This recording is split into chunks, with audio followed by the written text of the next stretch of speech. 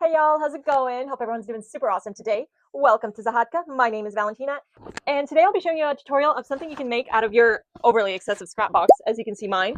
But this is just part one of the series of what we'll be making from scraps, and today we'll be making little block pattern coasters, on one side solid, on one side block. So if you're ready to see how to make these, hit that thumbs up button and subscribe so you can see all the future tutorials. And let's get to sewing! These are the two different pattern ways that I picked out for the scraps so we can make our block pattern coasters. And I first cut them up. I make sure everything's cut apart, and see, that one had buttons. I had to rip some of it. And then I cut them into 1.5 inch lines like that thick. And then I cut them into 1.5 inch squares after that. And I do that to both the patterns, or to both of the fabrics.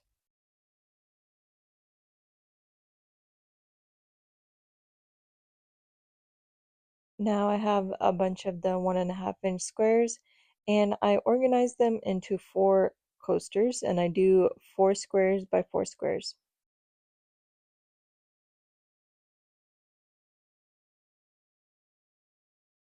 Now I get some fusible interfacing and just transfer those squares onto the fusible interfacing.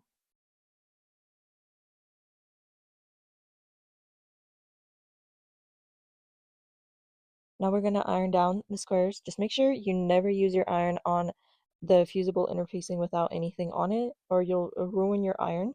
So I put a piece of fabric on it, and I just like tap the iron over it. You don't like glide it over. Then I cut the fusible interfacing to size. You could have just done that in the very beginning and then tap it over on the back side a few more times. I've seen this method be done on Pinterest multiple times, that with the tiny squares where you put it on the fusible interfacing and sew it like this all together, so you don't have to deal with sewing each square one at a time. It's just a faster way. You can definitely sew each square one at a time and then put it on the interfacing, or not even use the interfacing, but this makes it much faster if you're wanting to do a faster project and you need to get more than one coaster done.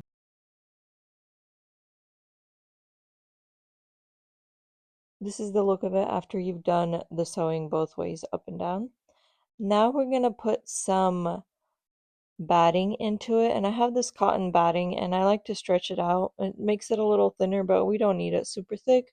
And I just sew it on by sewing a 1/4 inch away from the line where the squares meet. So just a little bit off the line, not directly on the line, so it has that blocked effect with the sewn line.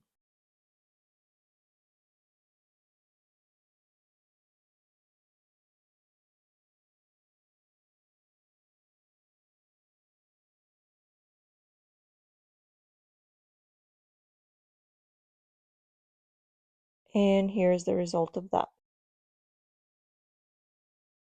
I cut off any extra batting that I have and make sure that my square is 4.5 by 4.5 inches, and then I cut out the back side, and I'm gonna sew all around, leaving a 1 inch gap.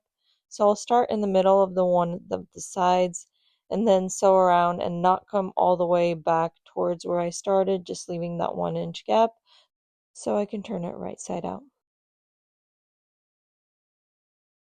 I cut off any extra threads I see, and then I snip the corners like that diagonally, and then I turn the project right side out. Snipping the corners diagonally makes you have more perfect corners instead of having them be bunched up. And I usually use my scepters, whatever pointy thing you have, use that, and then you want to iron it down with turning the two little, where the edges, you basically turn it inside and then iron that down, and it'll be easier to make it very nicely sewn together. And after this, you'll just do a top stitch to finish it off and close that gap up.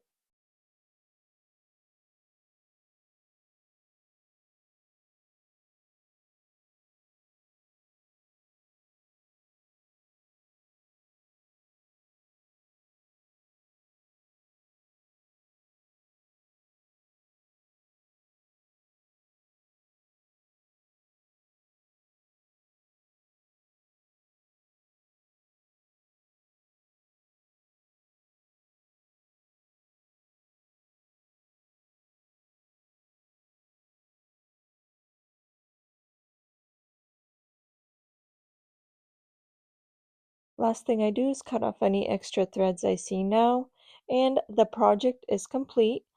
I did want to say a big thank you for taking the time to watch this video and letting me be a part of your day. I hope this tutorial was helpful for you and gave you an idea of what to do with your scraps. And if you could please consider liking, subscribing, sharing, commenting, and all that good stuff that helps me out. And I do hope to see you again for future tutorials. Bye!